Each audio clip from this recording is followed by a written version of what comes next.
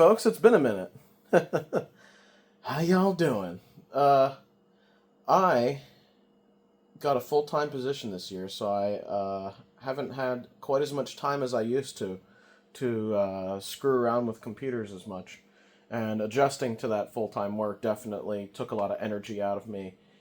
And I'm sort of starting to get my pep back, and it's Packvember. So why don't we talk about something that I did over this long weekend that I've had? As you can see, I've got the pre-FOT Packard Bell up here, the PackMate 966. And we took a look at this computer last Packvember, I believe. And back then, I had to use an XT-IDE card in order to have the thing boot properly because it uses the ancient IDE that I despise so much. Well, I have an update on that. It is now using the built-in IDE. How did I do that, you might ask? Disk overlay software, dynamic disk overlay software.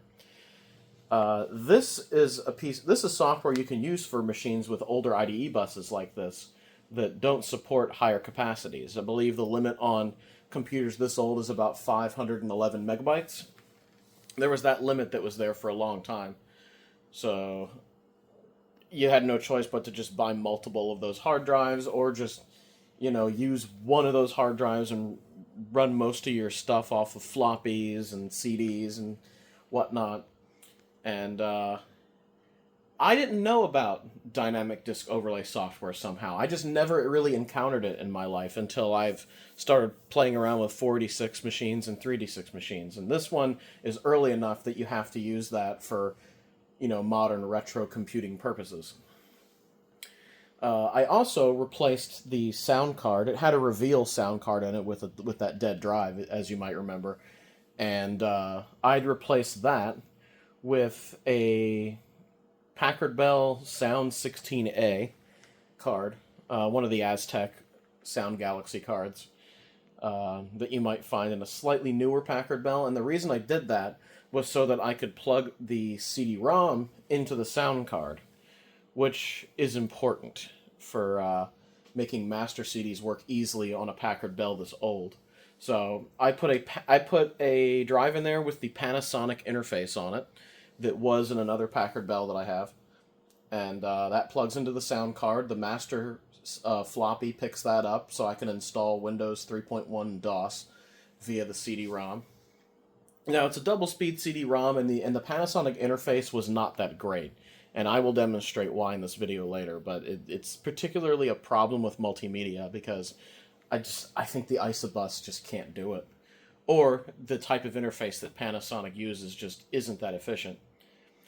We'll get to that, but that's what I've done with this machine so far. But I think the biggest accomplishment is finally using the disk overlay software. Now, I used a piece of software called OnTrack. I'll put a picture of the logo up on the screen now. And this software, what it essentially does is it'll take your hard drive or CF card or whatever interface you want to use. In this case, it was a 2 gigabyte CF card because I don't have the hard drive caddy for this machine.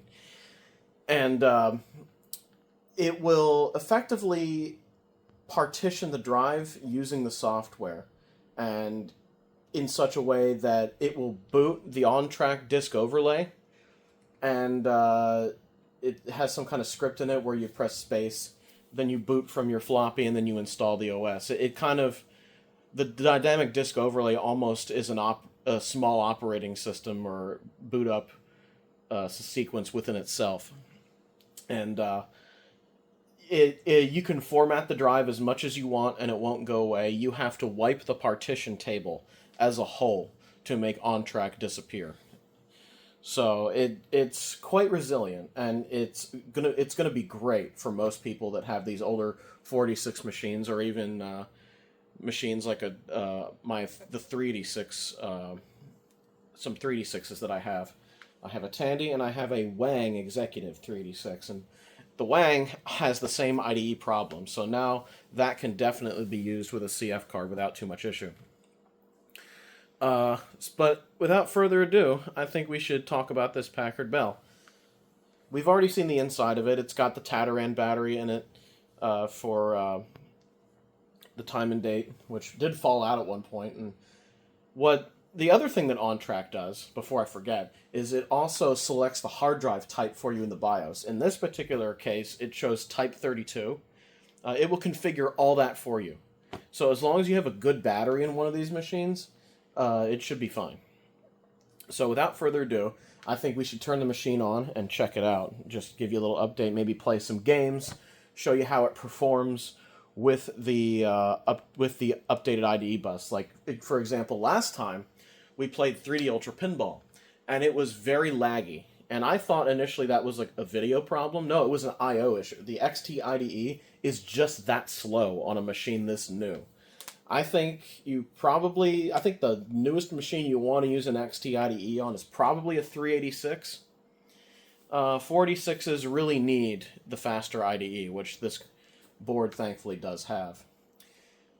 This is the PB400 board, by the way. Anyway, now that I have all my thoughts together, so to speak, let's turn the computer on and take a look at this.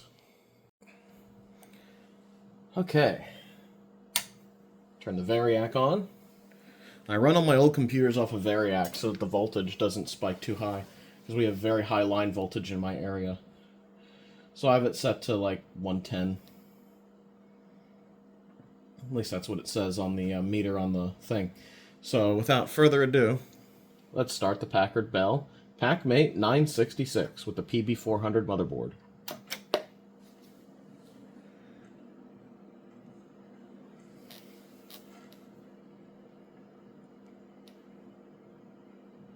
There you go. 8 megs of RAM. I'd like to add more memory to the system. There's your OnTrack disk overlay software that I talked about. You can space to boot from a diskette or press C to boot from a CD-ROM. So it has a boot menu, effectively, before it goes into its own partitioning. I don't know if it's proprietary, but it is its own partitioning scheme to get around the disk size limit.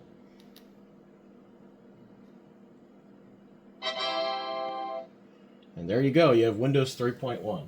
And since it's Packvember, I think we need to celebrate in the best way possible.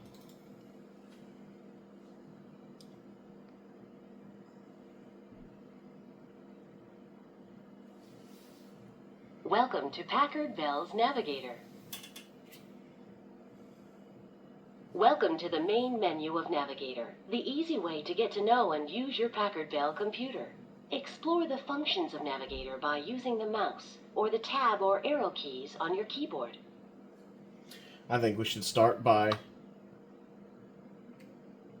acknowledging that the house has no bathroom. You just have to go to the outhouse outside, I guess. There you go. Navigator. The earlier Navigator. Nice novelty to have these days, but yeah, don't necessarily need it. Let's check out KidSpace.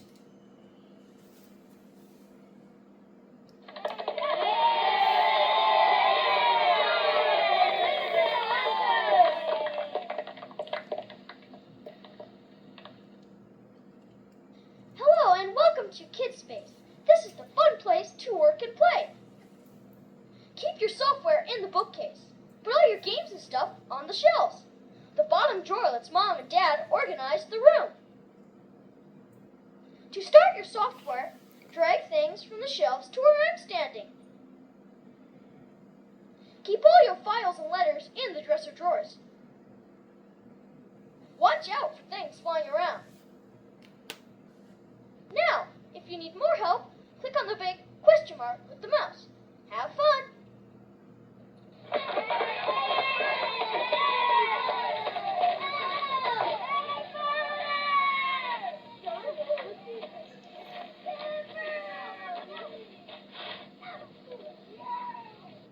Notice how that Jack-in-the-Box animation was perfect on a 486. If you do this on a Pentium machine, that Jackbox jumping animation moves a little fast. So, something to take note of. This is a 486 DX266, by the way, if I didn't mention that before. I don't think I did. Just for reference in this instance. It's a 486 DX266 with 8 megs of RAM, with older, slower 1993 era Cirrus Logic video. So it's not amazing for Windows games, but that's definitely enough for a lot of DOS games.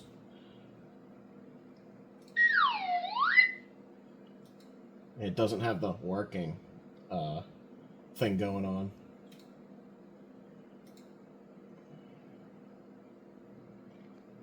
Oh, it goes back in the navigator? That's weird.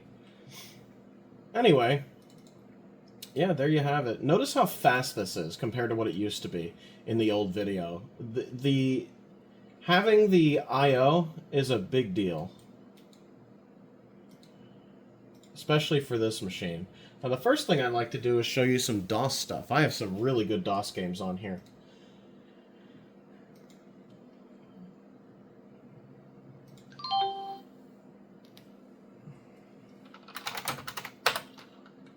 Alright, I gotta go to the games folder. I have a pretty good selection of games on here. Not all of them work 100%. One thing I've had problems with this machine, despite using a Packard Bell Master CD to install quite a later Master CD actually, I still have RAM, like conventional memory issues, and I'm not that well versed in DOS stuff, so I'll show you what happens. But why don't we take a look at the performance.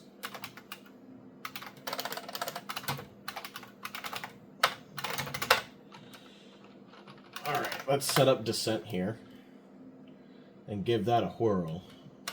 Let's auto-detect the sound hardware. Yep, there you go. So it's using a Packard Bell Aztec Sound Galaxy card, and that's essentially a Sound Blaster Pro clone. So it has really good DOS compatibility. Certain games don't like the clones. I think Vengeance of Excalibur is one that's exceptionally picky about that. And I'll demonstrate that. I think I've demonstrated that before, but we'll do it again. Let's test the sound.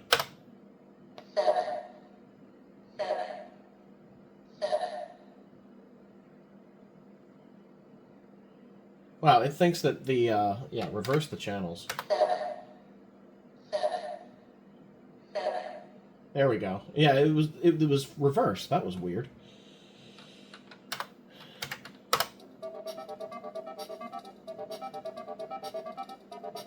There's your OPL3 music.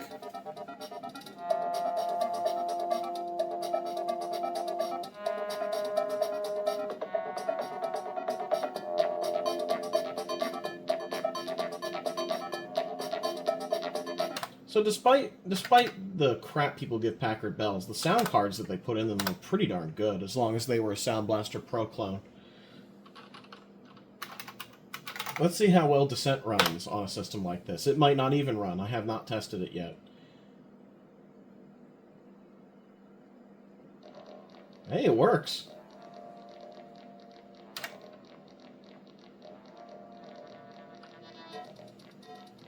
We'll see if it loads the actual game.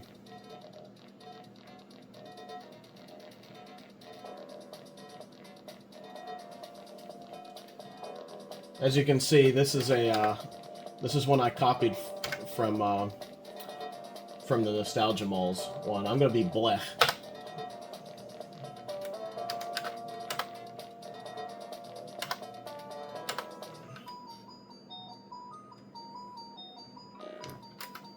Yep, let me play the game now, thanks.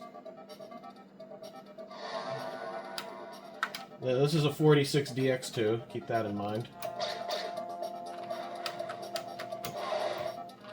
How do I go forward? I forget.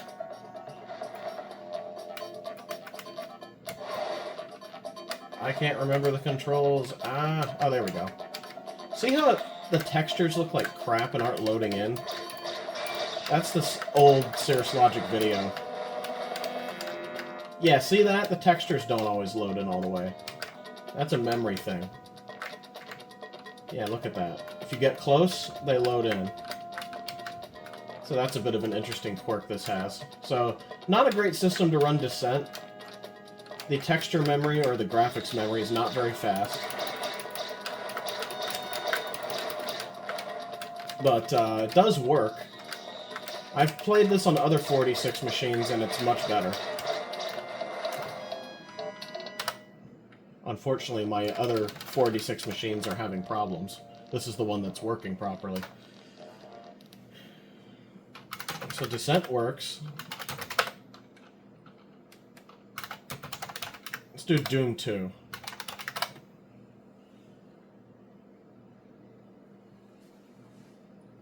Just as another demonstration.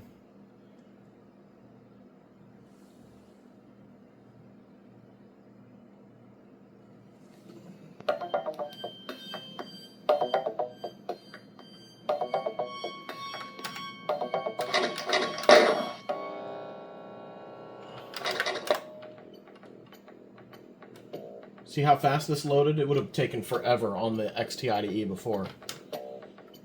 The frame rate's still not great because of the video card. I think the system could really benefit from an ISA video card. That said, the game is still playable.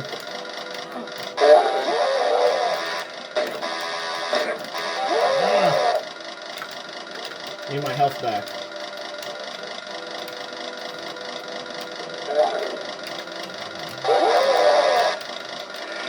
I am Chainsaw Man. I'm going to shortcut the level.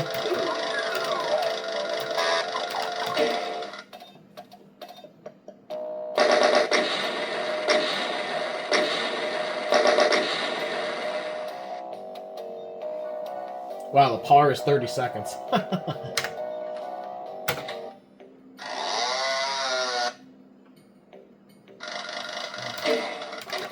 There you go. Doom works fine. These 486s are this era of 486, like the 1993. They're kind of in a weird. You can see my monitor's going green a little bit there. It's got a dirty power switch, so you might see the red gun kind of go in and out a little bit. Anyway, let's try Duke Nukem. This one worked, as I recall, just fine. Oh, no it didn't. See, here's the problem that I run into. I run into this conventional memory problem. The DOS mem command should report at least 6.8 megs of total memory free. Incorrect DOS version. Oh. Wow, maybe I need to work on this install. Maybe it's got some problems. Alright, so that conventional memory issue is a thing I've been struggling with. Epic Pinball works. Oh, there it goes green again.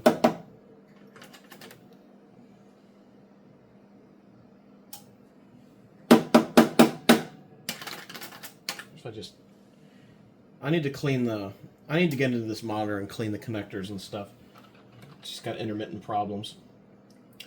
Fatty Bear on DOS works fine, so a game like that will run. Another game that this has issues with because of the memory is Zargon, oddly enough.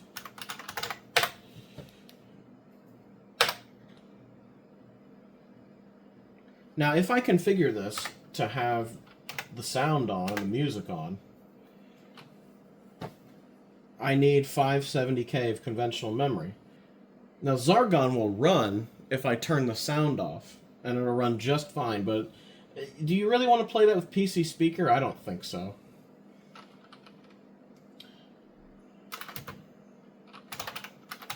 Now, some great games still run just fine, like Skyroad's Christmas Special.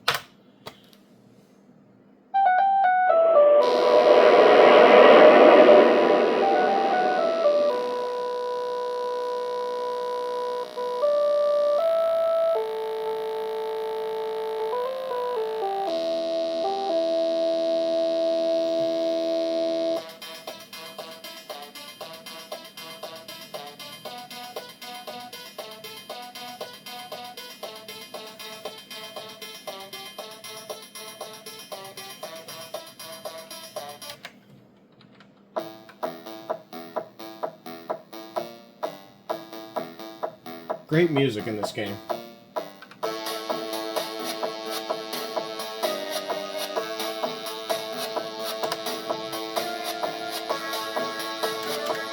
As you can see, I beat Road 3 once. Let's see if I can do it again.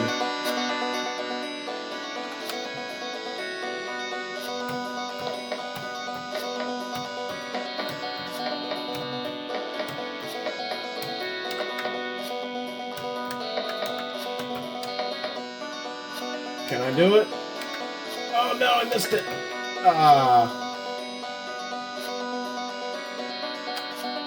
I'm hoping I can get this on video. You have to do a very specific... Damn it. You have to do a very specific jump. You have to refuel and then do a very specific jump at that point before where I messed up.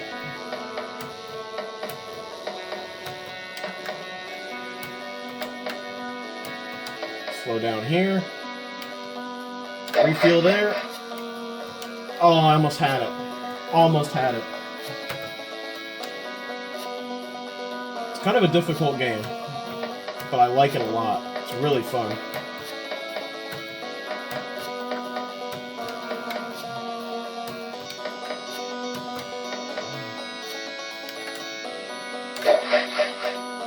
Oh, God. I know I can do this.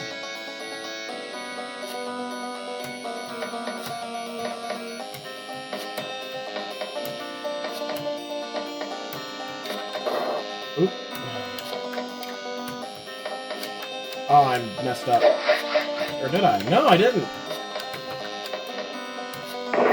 Oh, come on. I was so close. Oh, that's... Oh, I'm gutted. I'm gutted.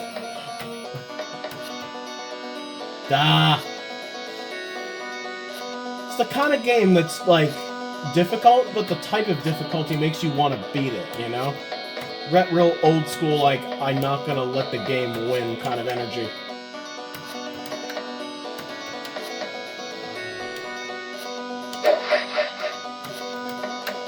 That's better. Yes! Beat Road 3. I've done it twice now on this computer. I feel so good about that. Yeah, that game, the first two roads on that snow level are pretty easy, and then Road 3 is just insanely difficult out of nowhere. But that's how to do it if you haven't done it before. The other DOS game that does work on here I'd like to demonstrate is Tyrion. This game is so good. If you've never played this, you must. If you're a fan of shmups, this is for you.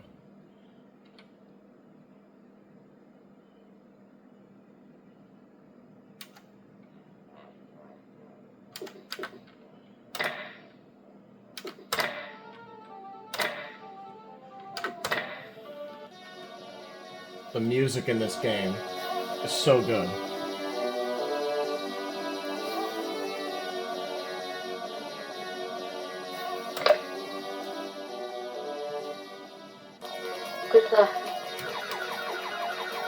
Now, this game runs a little slow on this computer, and I can't decide whether that's because of the video or because of the I/O, or not the I/O, just the board, you know. But it's kind of laggy and sluggish, which, if you're not good at fast-paced shmups, is probably good for you.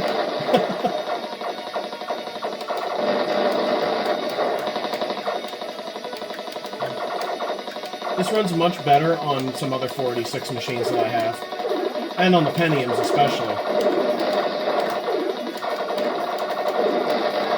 This game is great.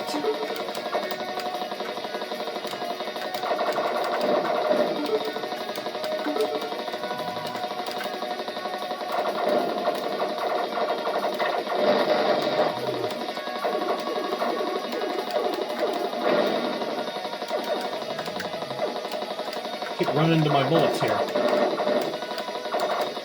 Oh, give me the rockets.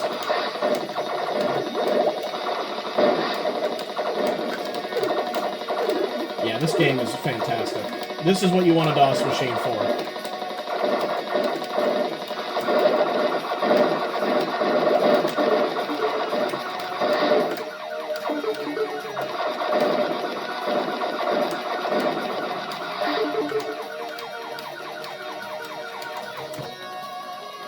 So as a DOS machine, this thing's pretty good. It's pretty good. It has issues with memory. The video card's a little slow, but overall, it's not bad. I have definitely used worse. It's pretty good. So let's get back into Windows here, and let me demonstrate what I was talking about earlier, where having a CD-ROM plugged into a sound card through the Panasonic interface is not the greatest for, ironically, not great for a multimedia PC. And the sound card CD-ROM combo was sold a lot in the 486 era to make it a multimedia PC. And that's effectively what I did by putting the card and the CD-ROM in there. So I'm going to demonstrate what happens when the interface for that just isn't good enough. This is my first encyclopedia, which uses a lot of FMV sequences, both big and small on screen, and you'll notice the inconsistencies as we start this particular game. I have the CD in the drive now. Now, some of this could be the fact that it's a double-speed CD-ROM, but I don't think so.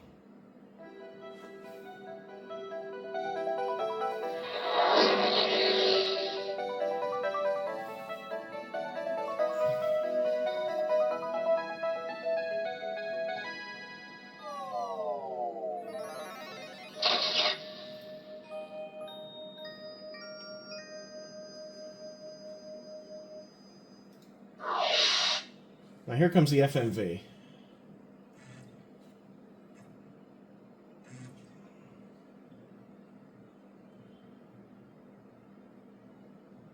The other thing that occurs to me, it could just be the CD's not in the best condition either. Because sometimes it has trouble installing the programs. Here it is.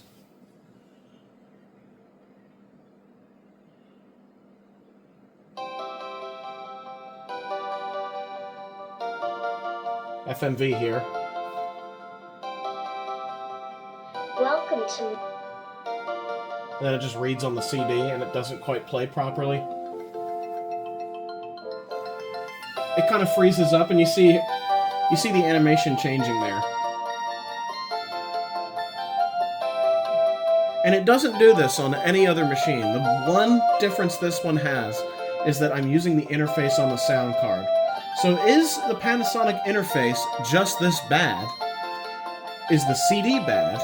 Which I don't think it is. Here you go. Is the interface that bad? Is the performance so slow that it gives up? Or is the isobus just overloaded?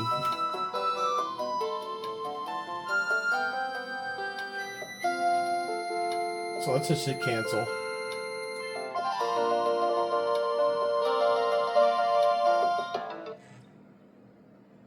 Load the next sequence of this program. If you want to climb the tree, just move your cursor up to the top of the screen. If you want to climb down, even all the way under the ground, move your cursor down to the bottom of the screen. Click here to go to a place where you can find all the words in my first encyclopedia. Anytime you have a question, just click your mouse right here. And that's the thing that's confusing, right? The FMV there worked fine. Oh, look at that screen redrawing itself. Oh, that's painful.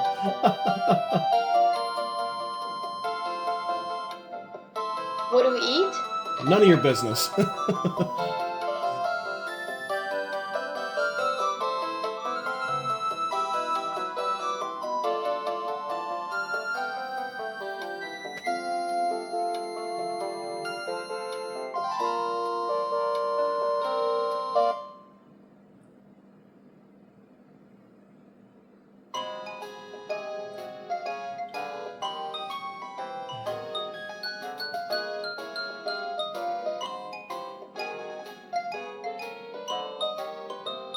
This is our... Yeah, here's where it's going to screw up again.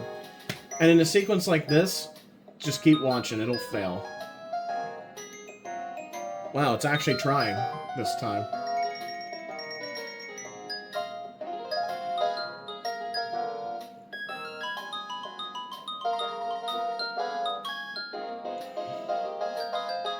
It's trying as hard as it can.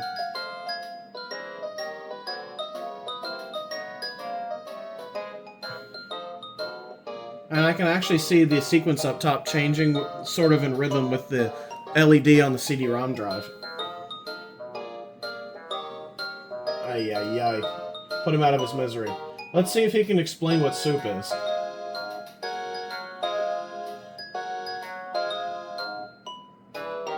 Soup.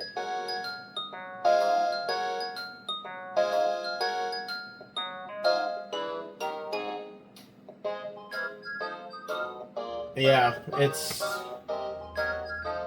not quite happening for us. This is actually a more valiant effort than it usually has.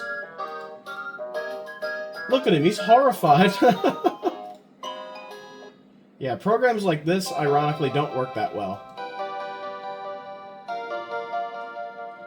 And this came with a lot of Packard Bells at the time, so you kind of expect that to work. But then again, this is not the original configuration. It had the same sort of behavior on another 486 machine that I have.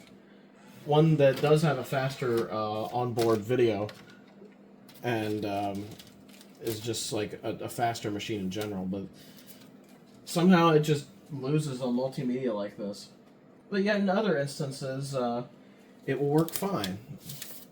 Let's see if 101 Dalmatians Storybook works fine. That has a lot of animation in it. But it's not quite full of FMV. It's more like it's like a storybook CD-ROM. So we could try that one and see what happens. So why don't we give that a shot? I think I tried to install this before and it didn't work for some reason.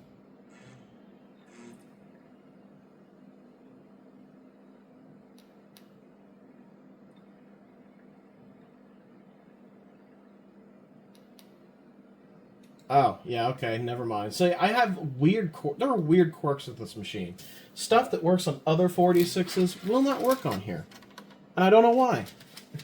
Seeing incorrect DOS version when I type mem is kind of a clue, though. Here is a game that is extremely picky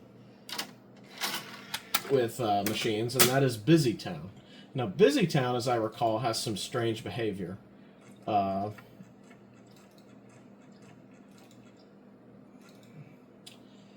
I don't think it plays the intro sequence, but it does play the sound and stuff from everywhere else in the game.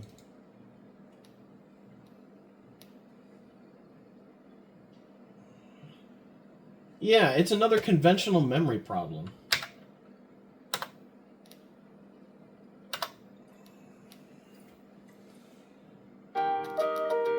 Yeah, see?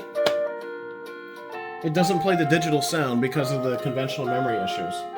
I really don't know what's going on there. I'm gonna have to play with this more to figure that out. Welcome to Busy Town. Climb on board the Applecopter and fasten your... See, it plays sound just fine. Here we go.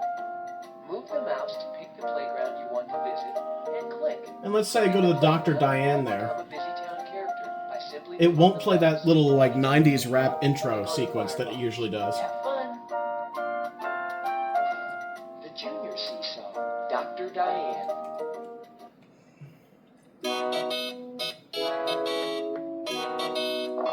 See? Isn't that strange? Normally you'd have that, "Doctor, I got a problem," song at the beginning. Dr. Diane, I've got a problem with my hand.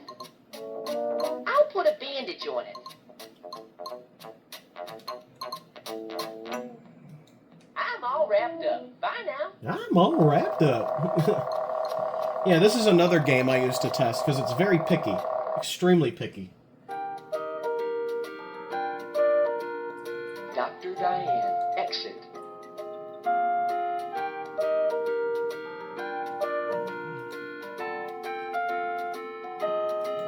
Yeah, there you go.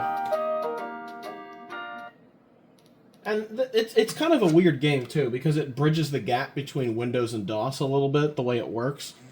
So it's bound to have weird quirks anyway, just because of the way that it... Because, you can tell because of the way that it is.